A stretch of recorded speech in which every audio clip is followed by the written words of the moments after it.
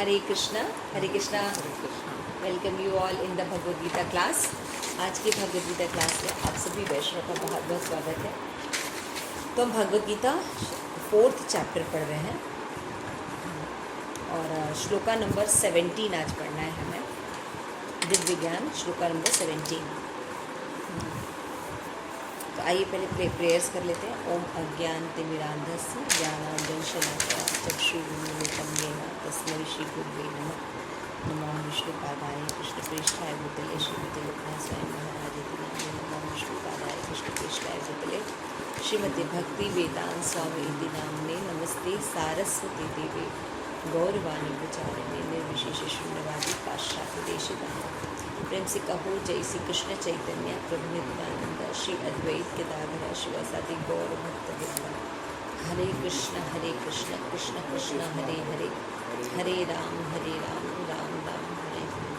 ग्रंथ श्रीमद् भगवद गीता की जय, श्री प्रभुपाद की जय, आप सभी गौर भक्त वृंद की जय। बताइए गौर प्रेमानंदे हरे हरे। तो बहुत ही ऑस्पिशियस डे है। गुरु महाराज आए हुए हैं नोएडा में और अभी और एक बहुत सुंदर कंपटीशन हमने ऑर्गेनाइज़ किया है, वैष्णव सॉन्ग। तो आप लोग ज़रूर पार्टिसिपेट कीजिए और अपना वीडियो आज सेंड कर दीजिएगा। तो अच्छा रिस्पांस मिल रहा है हमें, हमें वैष्णव सॉन्ग्स गाने चाहिए। और ये जो भगवद गीता है चैप्टर 4 दिव्य ज्ञान, इसमें भगवान जो है अर्जुन को दिव्य उपदेश दे रहे हैं और ये समझाने की कोशिश कर रहे हैं कि कैसे कृष्ण भावनामृत कर्म जो है वो श्रेष्ठ है। आज हम 17 पढ़ते हैं, इसमें हम आगे देखते हैं भगवान क्या दे रहे हैं सिद्धांत। कर्मणो ही अपि श्रोतव्यम, कर्मणो ही अपि बोधव्यम, कर्मणो हि अपि बोध्यम् अकर्मणस्य बोधव्य गहना, अकर्मणस्य बोधयम् कर्मणो गति। कर्मणो थोड़ा सा डिफिकल्ट है। कर्मणो ही अपि बोधव्यम, कर्मणो हि अपि बोध्यम् बोधव्यम च विकर्मणा, बोध्यं च विकर्मणा अकर्मणस्य बोधव्यम, अकर्मणश्च बोध्यं गहना कर्मणां गतिम्। गहना कर्मणो गति। कर्म की बारीकियों को समझना अत्यंत कठिन है, अतः मनुष्य को चाहिए कि यह ठीक से जाने कि कर्म क्या है, विकर्म क्या है और अकर्म क्या है। यदि कोई सचमुच ही भवसागर से मुक्ति चाहता है तो उसे कर्म, अकर्म और विकर्म के अंतर को समझना होगा। कर्म और कर्म तथा विकर्म के विश्लेषण की व्याख्या आवश्यक है, क्योंकि यह अत्यंत गहन विषय है। कृष्ण भावनामृत को तथा गुणों के अनुसार कर्म को समझने के लिए परमेश्वर के साथ के संबंध को जानना होगा। दूसरे शब्दों में जिसने यह भलीभांति समझ लिया है वो जानता है कि जीवात्मा भगवान का नित्य दास है और फलस्वरूप उसे कृष्ण भावनामृत में कार्य करना है। संपूर्ण भगवद गीता का यही लक्ष्य है। इस भावनामृत के विरुद्ध सारे निष्कर्ष एवं परिणाम विकर्म या निषिद्ध कर्म है। इसे समझने के लिए मनुष्य को कृष्ण भावनामृत में के अधिकारियों की संगति करनी होगी और उनके रहस्य को समझना होगा।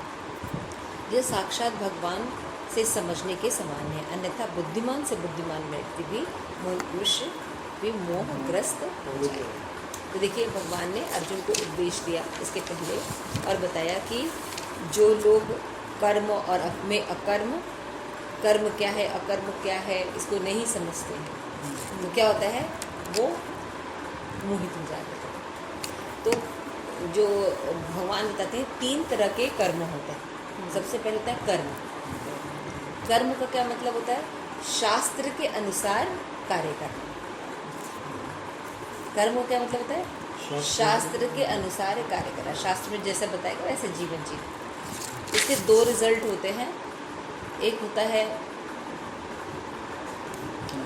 इसके 2 रिजल्ट होते हैं कर्म के, अच्छा और बुरा, पुण्य और पाप। पाप और पुण्य 2 रिजल्ट मिलेंगे कर्म में। और कोई हाँ, तो 3 तरह के एक्शन भगवान ने बताए। ये तीनों को समझना बहुत ज़रूरी है। तो जनरली जो है हम गुणों के प्रभाव में एक्शन करते हैं। इसमें क्या होता है, पहले कर्म। कर्म क्या बताया कि भाई जो व्यक्ति बुद्धिमान होता है, इंटेलिजेंट होता है, वो शास्त्र होते हैं, भगवद गीता, श्रीमद् भागवतम, इनके अनुसार रामायण, इनके अनुसार पढ़ता है, सिद्धांत को पढ़ता है और वैसे जीवन जीता है, इसको कर्म कहते हैं। जनरली देखिए बुद्धि नहीं है, लोग सोचते हैं कि हम जो कार्य करते हैं वो कर रहे हैं, है ना। डेफिनेशन क्या देते हैं, कर्मण्येवाधिकारस्ते मा फलेषु कदाचन, कर्म ही पूजा है। लेकिन कौन सा कर्म पूजा है? ऐसा नहीं कि हर कर्म पूजा है। तो पहले तो उनको कर्म, अकर्म और विकर्म में भेद नहीं है। तो जब हम बुद्धिमान नहीं होते हैं तो अब हम एक ही तरह के जो होता है बात करते हैं, कोई भी एक्शन होता है उसको कर्म करें नहीं। कर्म वो चीज़ होती है जहाँ व्यक्ति शास्त्र के अकॉर्डिंग काम करता है, और ऐसा नहीं कि एक काम वो शास्त्र के अकॉर्डिंग करता है और एक काम अपने मन से करता है। वो अपना जीवन ही कर्म के अनुसार, मतलब शास्त्र के अनुसार चले, समझ गए।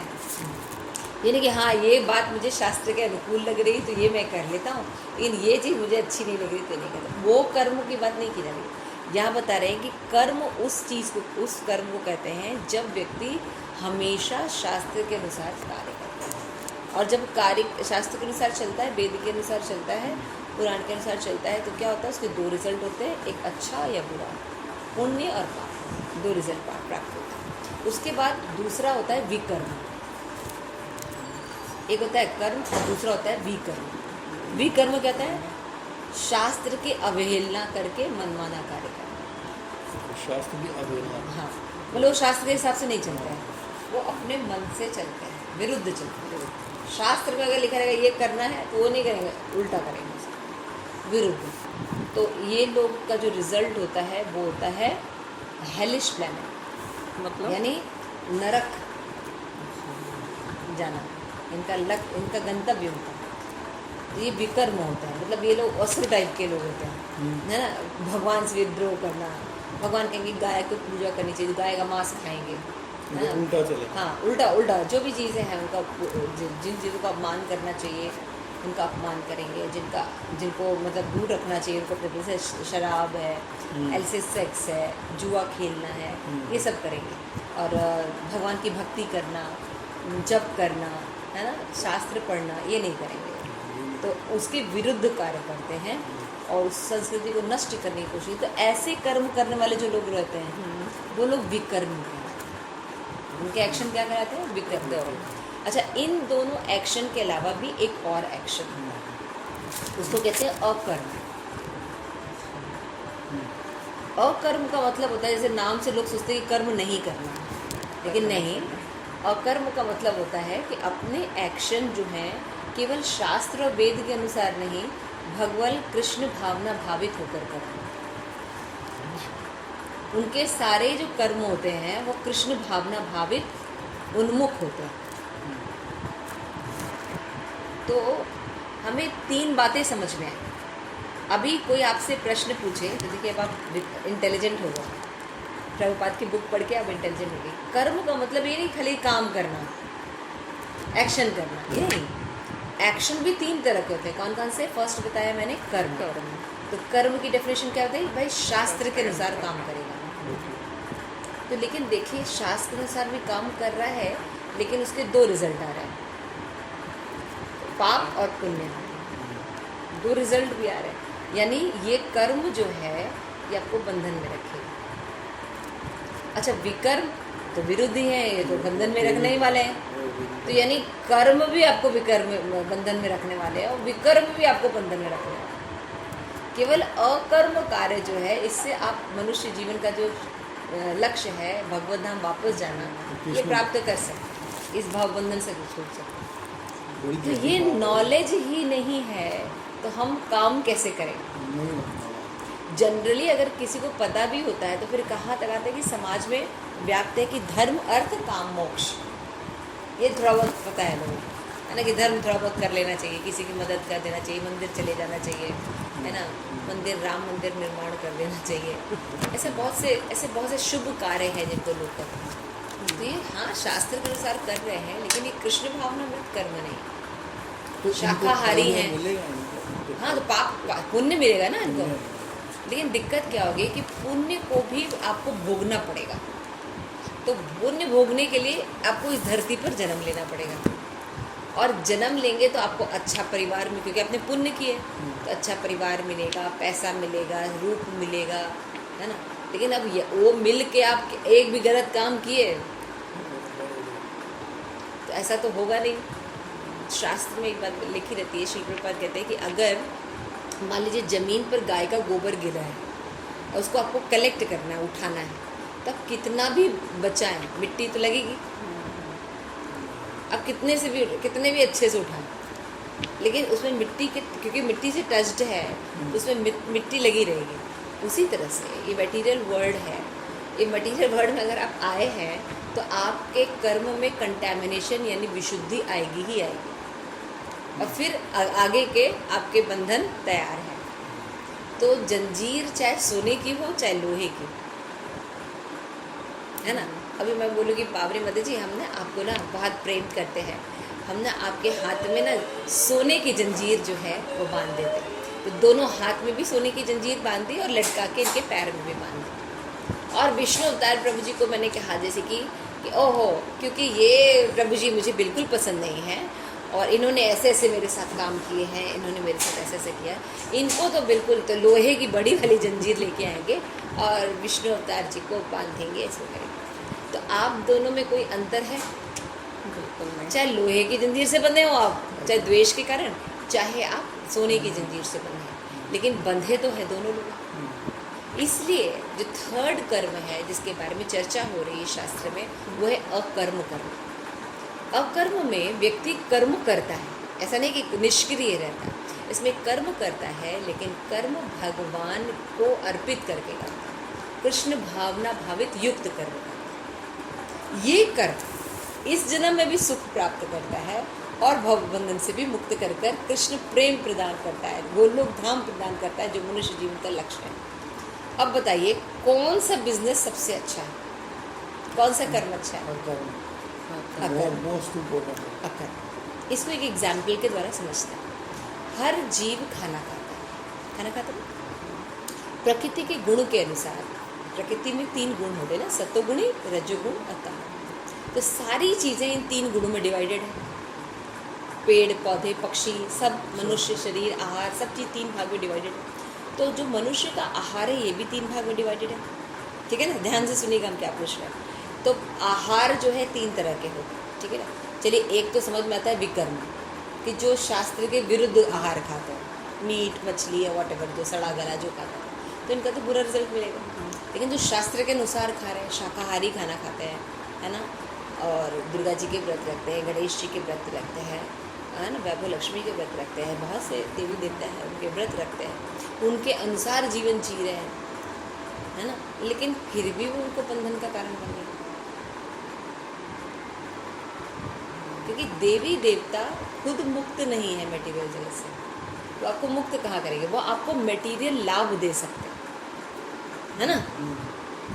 इसीलिए आप देखिए, आप दुर्गा जी की भक्ति कीजिए या शिव जी की भक्ति कीजिए, तो जनरली लोग क्या मांगते हैं?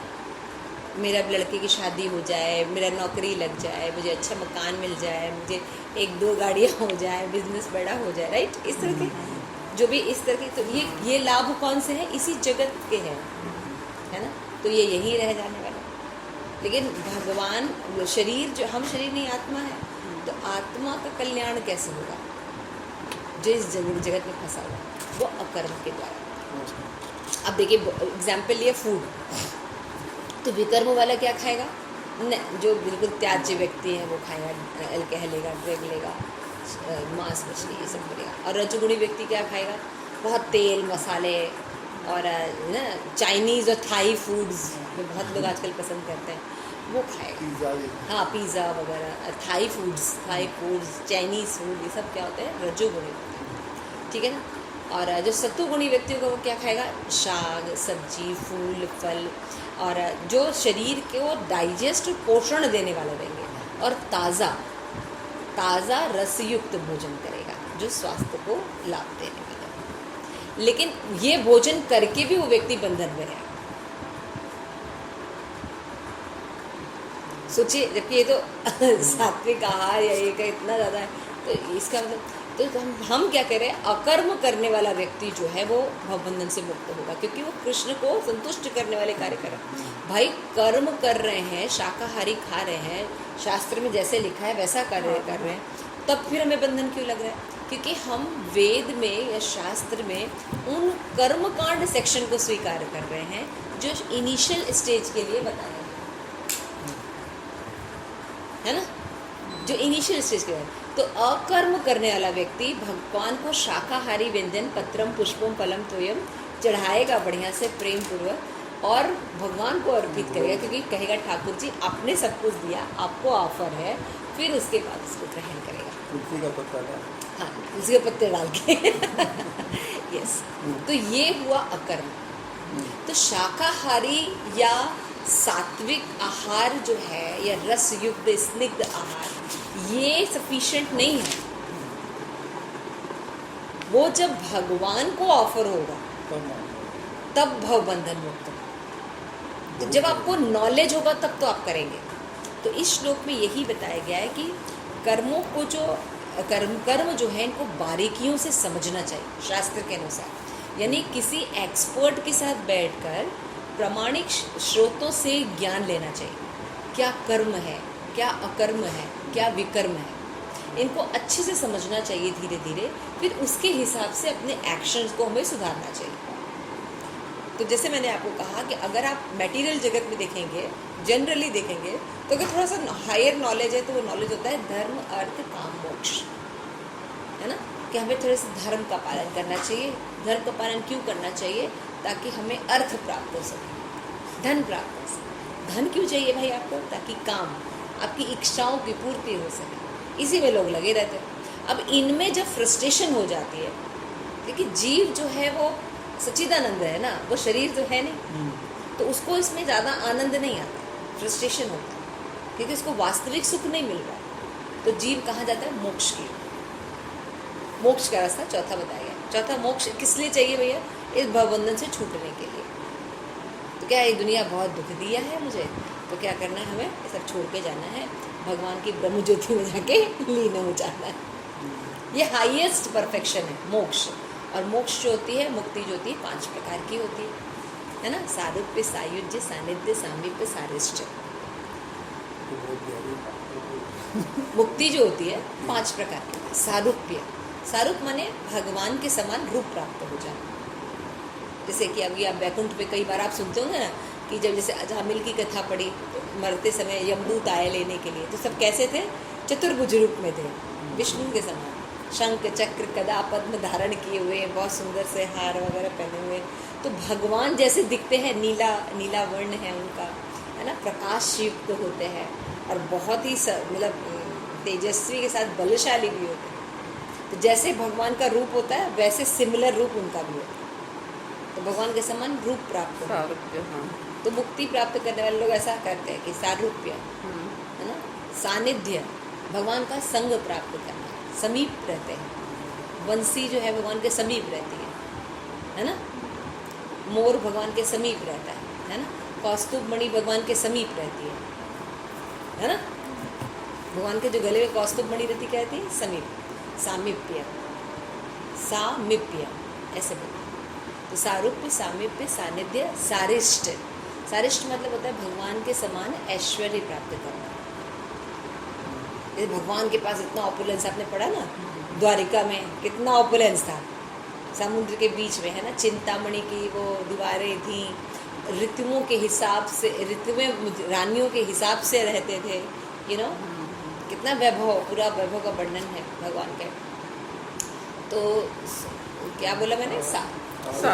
सारिष्ट, सारिष्ट मुक्ति। तो भगवान के समान ऐश्वर्य, सुदामा को भगवान ने अपने समान ऐश्वर्यशाली बना दिया, ऐसी मुक्ति होती है। देखिए मुक्ति 5 प्रकार की होती है ना, सारी। और सायुज्य एक होती है। सायुज मतलब अरे हमको कुछ नहीं चाहिए, इतना दुख है कि हम भगवान जाके मिल जाएंगे, तो भगवान के ब्रह्म ज्योति में जाके मिल जाना, यानी अपने आप को नष्ट करना, आत्महत्या करना, सायुज।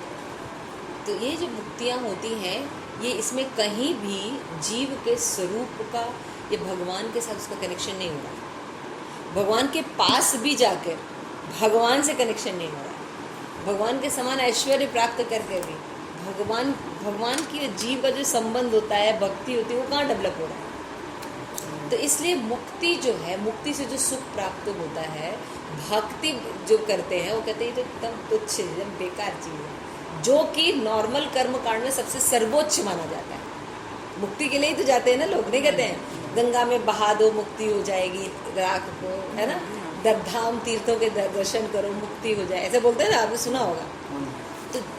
तो इस मटेरियल जगत का नॉलेज आपको मोक्ष का ज्ञान देता है, और जबकि भगवत साक्षात्कार आपको कृष्ण साक्षात्कार का ज्ञान देता है। कृष्ण नॉलेज जो आप ये भक्ति का नॉलेज पढ़ रहे हैं, ये आपको भगवत धाम का नॉलेज दे रहा है। आपने कभी भी ये तीनों के बारे में सुना, कर्म, अकर्म और विकर्म? हमको तो पता ही नहीं, हम सोचते हैं बस हर काम कर्म करना है, और सब काम हम सोचते हैं कि कर्म है। हाँ, आपने ज़्यादातर लोग सुनेंगे भाई हम नहीं मंदिर उंदिर आने के लिए बस टाइम नहीं, कर्म ही पूछा हर जगह लिखा भी, हर जगह लिखा। तो सबसे पहले ये सब देखिए, भगवत गीता के श्लोक पढ़ते नहीं, और कर्मण्य वादिका रस्ते जो श्लोक को रिफर भी करते हैं वो भी आधा बोलते हैं। अरे उस लाइन को भी पूरा पढ़ो ना, कर्मण्य वादिका रस्ते माँ फलेशु कदाचन, माँ फलेशु कदाचन, है ना, माँ फलेशु कहाँ गया तो ये तो वही वाली बात हुई ना कि जैसे आधा ज्ञान ले गया। तो भगवान कह रहे देखो, कर्म करना बड़ा टिपिकल हिसाब है, तो कर्म को समझने के लिए प्रामाणिक स्रोत होना चाहिए, प्रामाणिक स्रोत से हमें नॉलेज होना चाहिए। तो यहाँ पे बताया कि कर्म की बारीकियों में समझने के लिए पहले समझो 3 प्रकार के कर्म होते हैं, कर्म, अकर्म और विकर्म। तो हमको ये देखना होगा कि कहाँ कहाँ हम कर्म कर रहे हैं, कहाँ कहाँ हम विकर्म कर रहे हैं, और कहाँ कहाँ हम अकर्म कर रहे हैं। तो जब हम ये समझते हैं कि अकर्म इस जन्म में भी सुख ही देगा और आगे भी सुख प्रदान करने वाला है, भवबंधन से मुक्त करने वाला है, तो हम क्या करने वाले हैं, हम सारे चीज अपने पूरे एक्शन को 24 आवर एक्शन को क्या करेंगे, अकर्म में बदलना चाहेंगे, है ना। तो जब हमें पता होगा तब ना, जब हमें ये नॉलेज होगा कि अकर्म जैसी कोई चीज़ होती है तब तो हम करेंगे। तो अकर्म जो होता है, इसमें व्यक्ति सात्विक आहार को भगवान को ऑफर करता है, क्योंकि और कहता है भगवान आपका दिया हुआ है, तो उसको प्रसाद के रूप में ग्रहण करता है। तो अभी क्या कर रहा है, जीव को यहाँ आने का जो मुख्य कारण है वो भोग करना। इस मटेरियल वर्ल्ड में जीव क्यों आया, क्योंकि वो भगवान बनना चाहता है, और है नहीं, जीव तो दासों के दासों का दास है। तो जब दास है तो नौकर जो है राजा कैसे बने, वो काबिलियत भी नहीं होगी ना देखो, राजा बनने के लिए या कोई लीडर बनने के लिए जनरली आप देखोगे बड़े नफरत होता है ना। कोई अगर लीडर रहता है, कोई अच्छा होता है, तो हम उसको देखते हैं क्योंकि हम उसके समान बनना चाहते हैं, तो उस व्यक्ति को देखते ही ज्वेलसी करेंगे, उसके उन पॉइंट्स को देखेंगे जिससे कि नफरत होती है ना। और कोई एक बात को, अरे ये तो ऐसे ही है, ऐसे, क्योंकि हम बनना चाहते हैं। तो ये सब बातें बहुत समझने वाली बात है।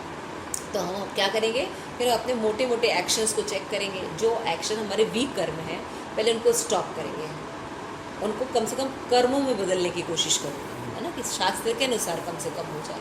फिर धीरे धीरे उसको अपने जो हमारे काउंसलर हैं या सीनियर वरिष्ठ वैष्णव हैं, उनसे डिस्कस करके धीरे धीरे कि ये हमारे कर्म को कैसे अकर्म किया जा सकता है, कैसे अकर्म गया कि ये एक्शन, नौकरी, बहुत से लोग क्वेश्चन पूछते हैं ना कि मैं नौकरी जाता हूँ और अपने बच्चों, फैमिली भी है, उनका भी पालन पोषण करना है, और जब मैं नौकरी करने जाता हूँ तो सब मटेरियल लोगों से ही मिलता हूँ, तो कैसे कृष्ण भावनामृत 24 घंटे रह सकते हैं।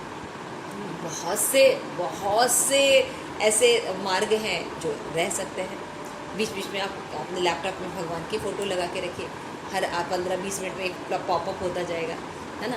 दूसरा, भगवत प्रसाद खाइए, आसपास के लोगों को भी भगवत गीता बांटिए। जैसे एक बात कह रहे हैं, तो धीरे धीरे क्या है कि हम उनको भी भगवान के उसके रूप में देख सकते हैं, उनसे अंश के रूप में देख सकते हैं।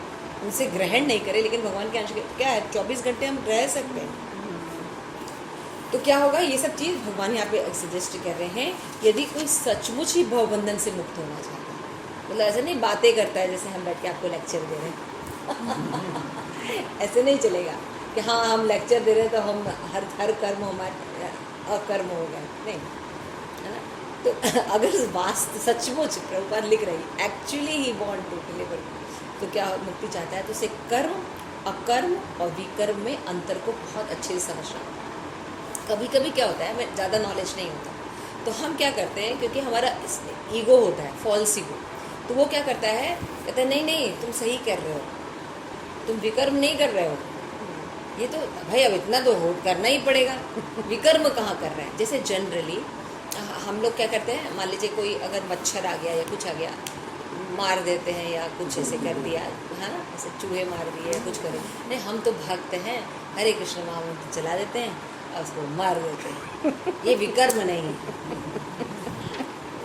विकर्म नहीं है, नहीं ये विकर्म ही है। हमें नुकसान पहुंचा रहा है ठीक है, लेकिन कोशिश ये करनी चाहिए कि पहले तो हम क्लीननेस मेंटेन रखें, है ना, और दूसरी बात कि जितने कम से कम हिंसा हो सके उतना करना चाहिए।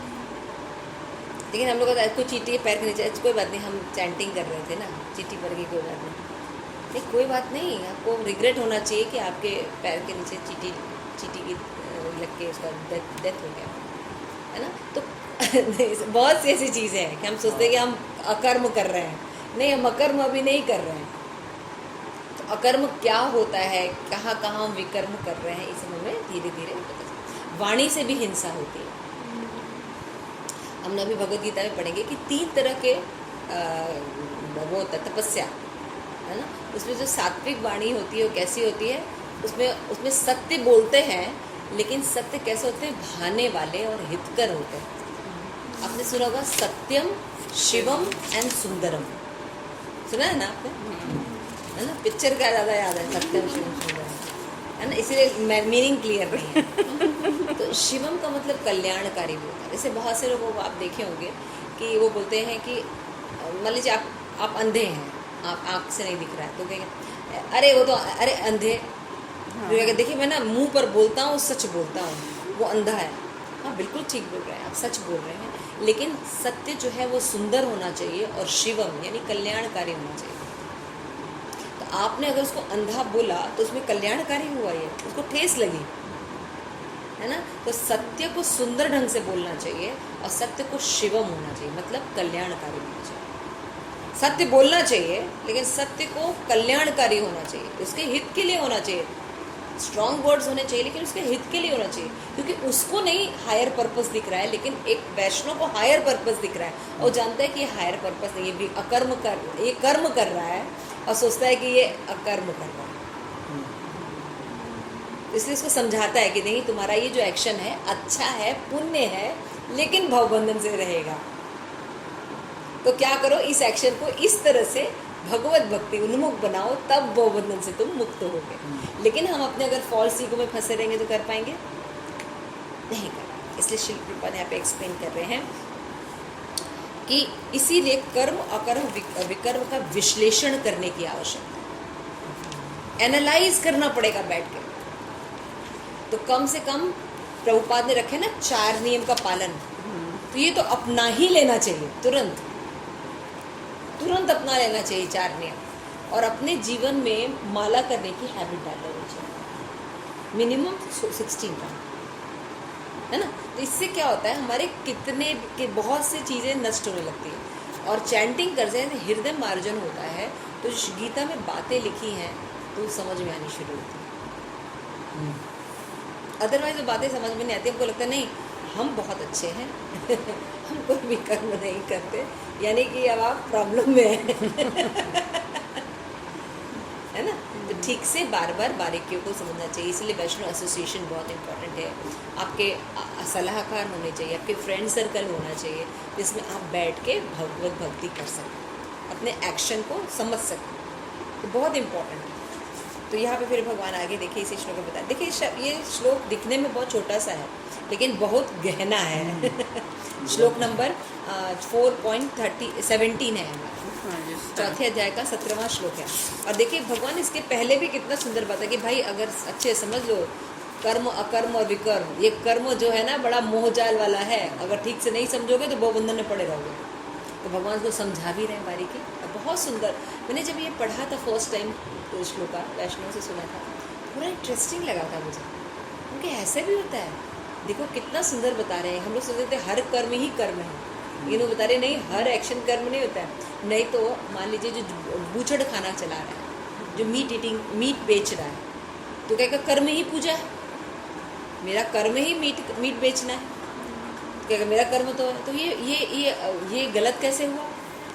जो मदिराशाले में काम कर रहा है, यानी बार वगैरह में काम कर रहा है, होटल्स में काम कर रहा है, जहाँ उसको अल्कोहल सर्व करना है या बेचना है ना, तो वो व्यक्ति कहेगा कर्म ही पूजा है, अल्कोहल बेचना मेरा कर्म है ना।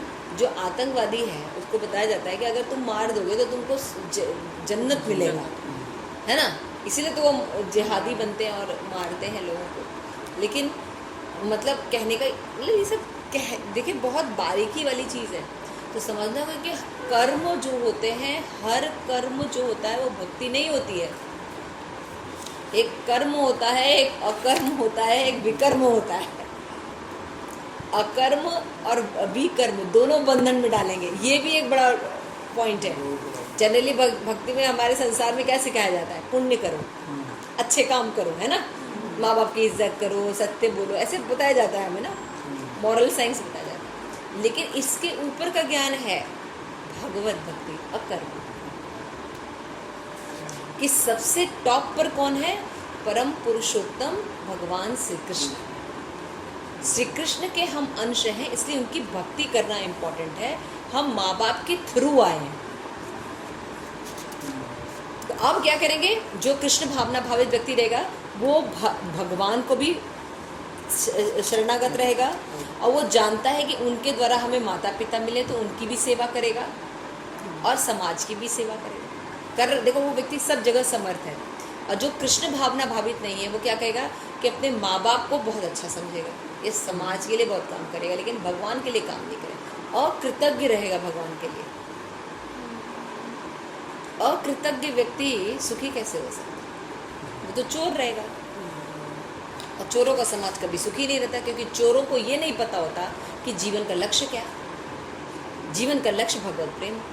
आप श्रीमद् भागवतम उठा के देखिए, कितने 88,000 ऋषि सूत गोस्वामी के पास बैठे, कितने 88,000। और कोई ऐसे लोग नहीं थे, एक से एक ऋषि, व्यासदेव, ये गौतम ऋषि, कितने बड़े बड़े ऋषि, हर एरिया के समझ लीजिए स्कॉलर्स वो बैठ के सुखदेव गोस्वामी से प्रश्न पूछ रहे हैं कि मतलब सभी लोगों का परम कल्याण क्या है। तो मतलब सभी जो पुंसा मतलब लोग, सभी लोगों का परम कर्तव्य क्या है, क्या कर्तव्य? उन्होंने एक श्लोक में जवाब दिया, सवै पुंसाम परोधर्म यतो भक्ति अधोक्षज, अहेतु की अप्रतिहता ये आत्मा सुप्रसिद्ध। उन्होंने सूत गोस्वामी ने कहा कि सभी लोगों का एक ही कर्तव्य है कि भगवान अधोक्षज जो इंद्रियों के स्वामी हैं उनकी भक्ति करना। और भक्ति कैसे होनी चाहिए? अहेतु की, बिना किसी कारण के, और अप्रतिहता, निरंतर। यहाँ पे बता दिया दूसरे शब्दों में, जिसने भली बात ही समझ लिया वो जानता है कि जीवात्मा भगवान का नित्य दास है, फलस्वरूप उसे कृष्ण भावना रूप में कार्य करता है। ठीक है ना? तो कर्म में, अकर्म की स्थिति में ये व्यक्ति समझेगा ना कि वो अणु आत्मा है और भगवान कृष्ण का दास है, और सतोगुण में ये समझेगा कि हाँ भाई वो शरीर नहीं आत्मा है, लेकिन इतना सफिशिएंट नहीं है, वो कृष्ण का है और उसको भगवान के लिए कार्य करना चाहिए। यहाँ पे बताइए, इस भावनामृत के विरुद्ध सारे निष्कर्ष एवं परिणाम विकर्म या निषिद्ध कर्म है। इसे समझने के लिए मनुष्य को कृष्ण भावना अधिकारियों की संगति करनी चाहिए। प्रभुपाद ने लिखा है अधिकारियों की संगति करनी चाहिए, इट इज़ वेरी इंपॉर्टेंट। फिर और इस रहस्य की को समझना होगा, यह साक्षात भगवान के समझने के समान है, अन्यथा बुद्धिमान से बुद्धिमान मनुष्य भी मोहग्रस्त हो जाएंगे। एकदम साफ साफ शिल्प रूपाने हो सकते हैं, बहुत बड़े डॉक्टर हो सकते हैं बहुत बड़े इंजीनियर हो, प्रधानमंत्री हो, किसी देश के राष्ट्रपति हो, अमेरिका के राष्ट्रपति हो, लेकिन बुद्धिमान नहीं है वो, अगर अकर्म नहीं करते हैं।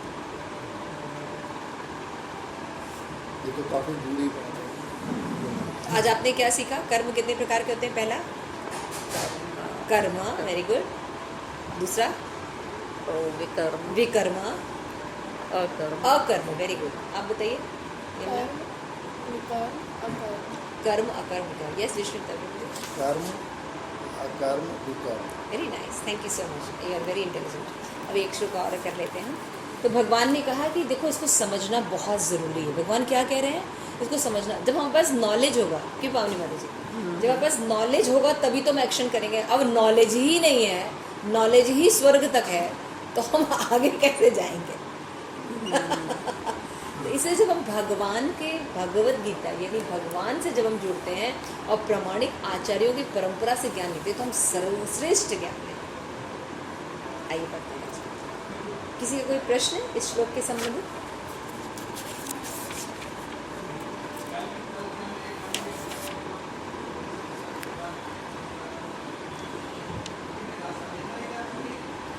ठीक है, तो हम आगे का श्लोक पढ़ते हैं। श्लोक नंबर 18। कर्मणि अकर्मण्यः कर्मण्य अकर्मण्य पश्येत अकर्मणि च पश्येत कर्मणि च कर्म यः स बुद्धिमान् कर्म यः स बुद्धिमान् मनुष्येषु सह युक्तः कृतस्कर्म कृतः कर्म कृतः मनुष्येषु संयुक्तः कृतः कर्म कृतः।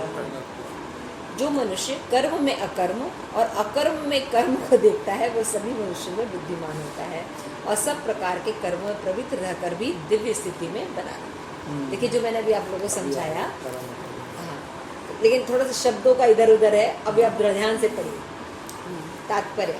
आप पढ़िए माता जी, पावनी माता जी, तात्पर्य। कृष्ण भावनामृत में कार्य करने वाला व्यक्ति स्वभावतः कर्म बंधन से मुक्त होता है।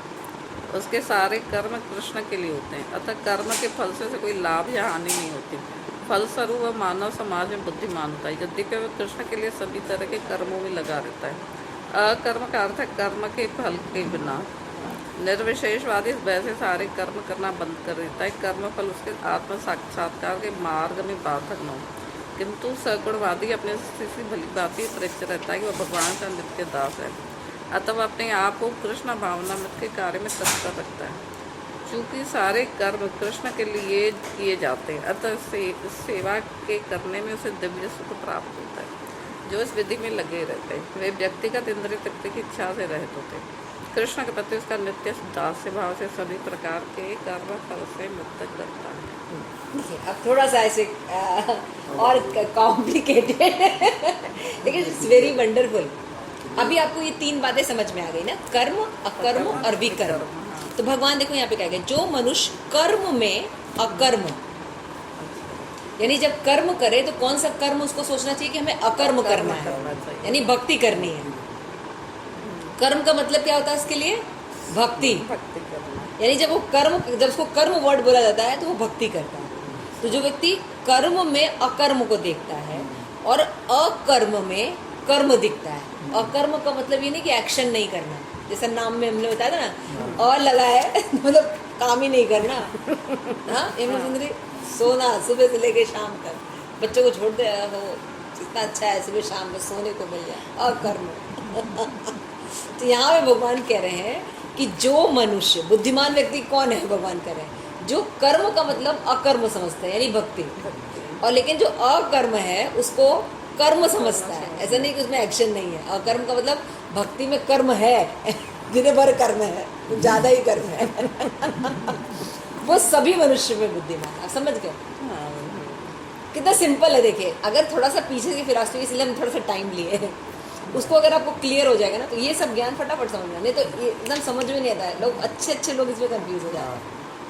इधर सिंपल सी बात बता रहा है, जो मनुष्य कर्म में अकर्म देखता है, यानी कर्म का मतलब उसके लिए होता है कृष्ण भावना भावित कर्म, लेकिन अकर्म का मतलब, भक्ति का मतलब ये होता है कि निष्क्रिय हो जाना, उसमें कर्म करना पड़ता है।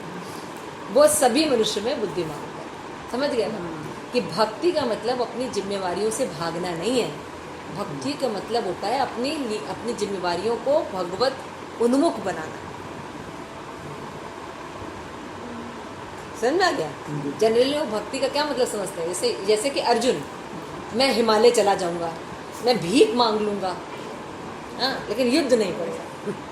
यही बोला था ना, हम लोग यही करते हैं, अरे छोड़ दो। आप देखिए थोड़ा सा, आप जब इस्कॉन ज्वाइन करते हैं, भक्ति करते हैं, अब देखते हैं कि कुछ लोग बहुत परेशान कर रहे हैं, है ना, वो आपको भक्ति नहीं करने दे रहे, आपको आपकी सर्विसेज ठीक ढंग से नहीं करने दे रहे।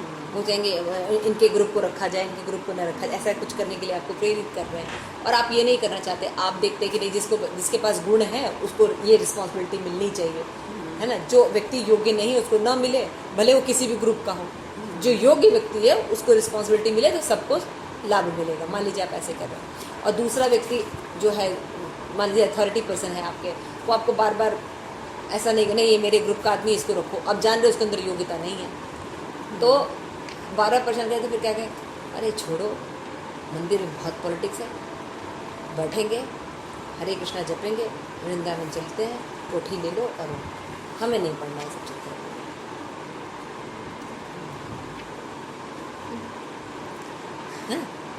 हमें नहीं हाँ, घर में बैठेंगे, क्या करना है हमें, हम जाएंगे दर्शन करेंगे चले आएंगे हमें नहीं, हमें कोई संघर्ष नहीं चाहिए। या मान लीजिए मंदिर गए, किसी वैष्णव के बात हुई और उसने मान लीजिए आपके साथ धोखा किया, किसी भी पैसे के लिए, इसके लिए, किसी भी तरह से आपको धोखा किया, बहुत बेकार जगह, मंदिर बहुत बेकार जगह। अच्छा क्या वो, हाँ, वो अपनी बेटी का एडमिशन कराने गए थे, बहुत बड़ा करप्शन है वहाँ पे, कोई बात नहीं, दूसरा स्कूल देख लेते हैं। तो वहाँ तो आप बार बार ट्राई करेंगे। मटेरियल जगत में धोखा मिलता है, मटेरियल जगत में आपको काम करना पड़ता है, मटेरियल जगत में आपको संघर्ष मिलता है, तो हम बार बार प्रयास करेंगे। और स्पिरिचुअल वर्ल्ड में एक प्रॉब्लम हुआ नहीं, या 2-3 लोग दरअसल कुछ हो गया तो हम तुरंत छोड़ देंगे। जब हम इसकी इम्पोर्टेंट समझेंगे तभी हम नहीं छोड़ेंगे।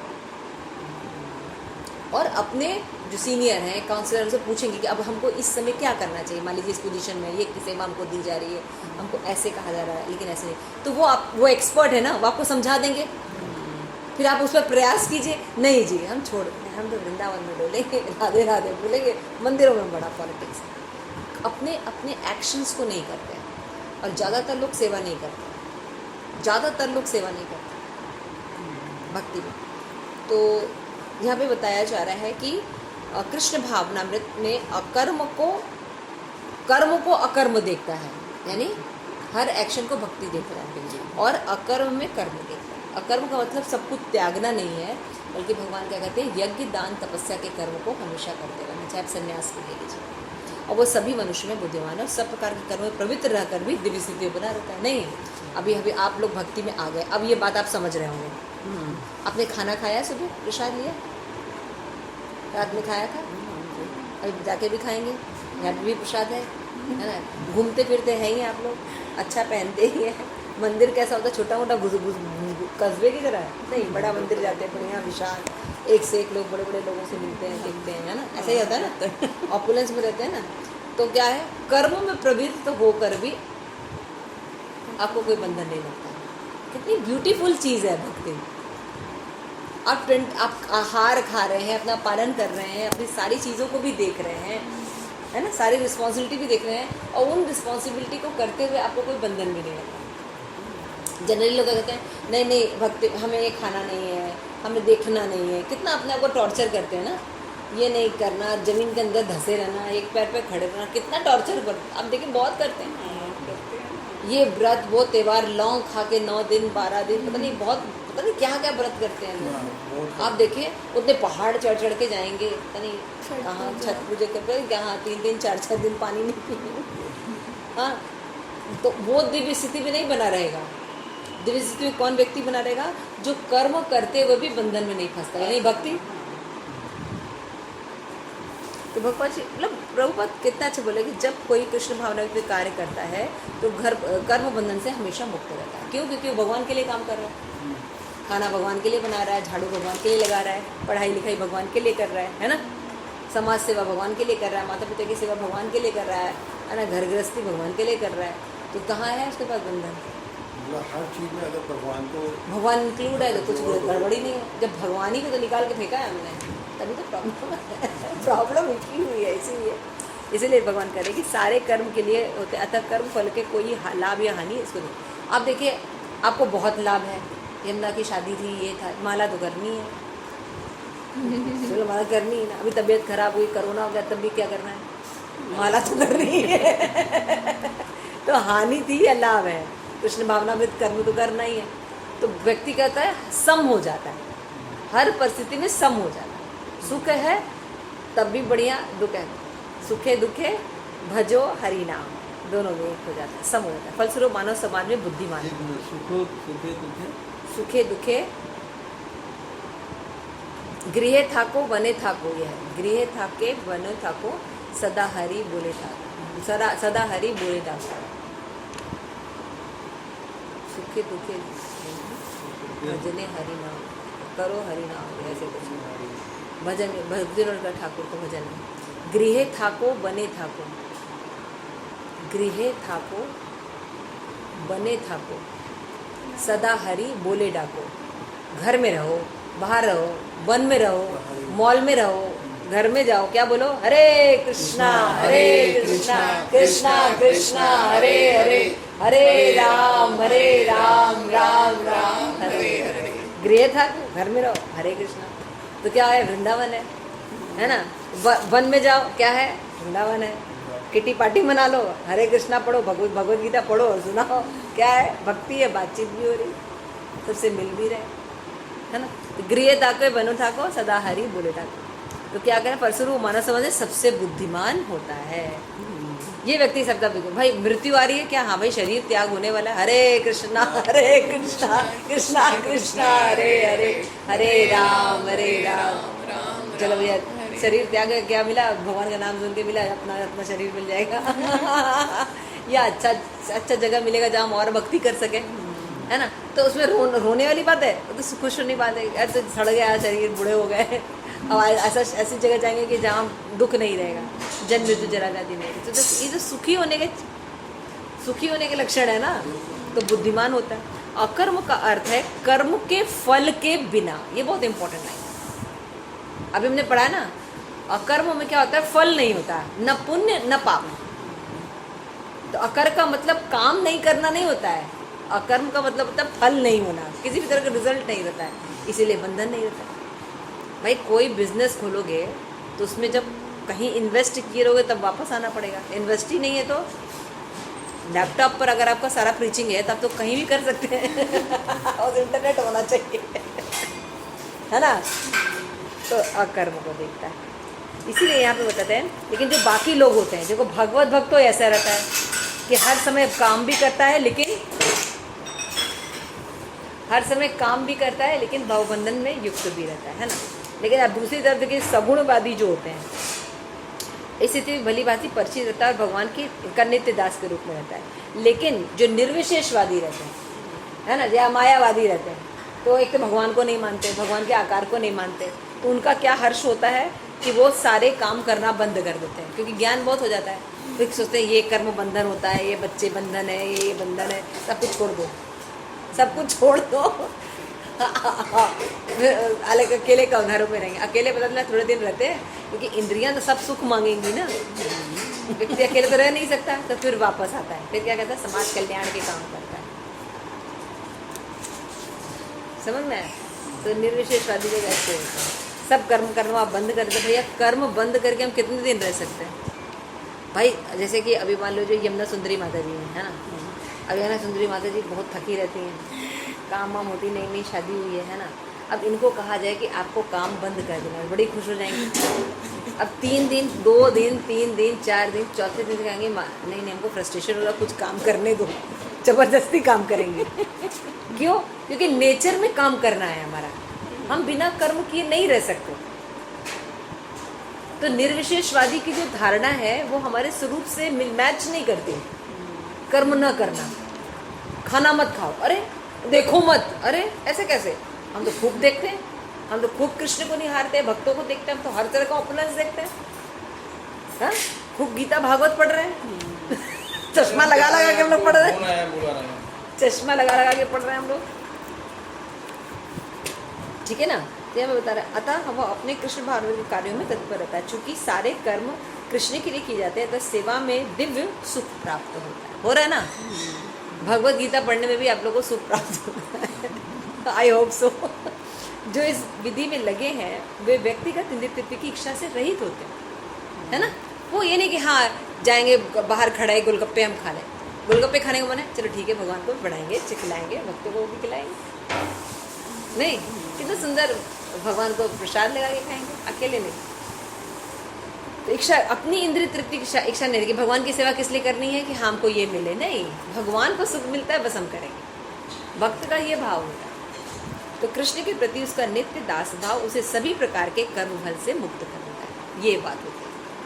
तो जो दास भाव में रहता है, भगवान को प्रसन्न करने के भाव में मूड उसका कर्म होता है, वो कर्म उसको भवन में से, क्योंकि वो भगवान को ऑफर करता है, भगवान ये इसका यहाँ पे फैक्ट्री बंद कर देते हैं इस दुनिया में, ना अच्छा ना बुरा, चलो भगवत धाम की प्लेन आती है हम लोग उड़ जाते हैं ठीक है। तो ये भगवान यहाँ पे समझाएं, और ये दोनों श्लोक थोड़ा फिलोसफिकल हैं और बहुत गहन है। अगर शायद थोड़ा बहुत आप लोग पढ़ जाए तो ज़रूर इसको ध्यान रखें कि आपका जब कोई काम करते तो हमेशा देखिए कि आपका वो काम क्या है, कर्म है, अकर्म है कि विकर्म है। तो जहाँ जहाँ विकर्म है एटलीस्ट कर्म करें, कर्म के बाद उसको अकर्म की स्थिति में लेके आए, नहीं तो बंधन लगेगा। तो इसको जानना बहुत ज़रूरी है, ये थोड़ा गहन विषय है। ओके, श्री प्रभुपाद की जय। आप सभी गौर भक्तवृंद की जय। निताय गौर प्रेमानंदे हरि हरि।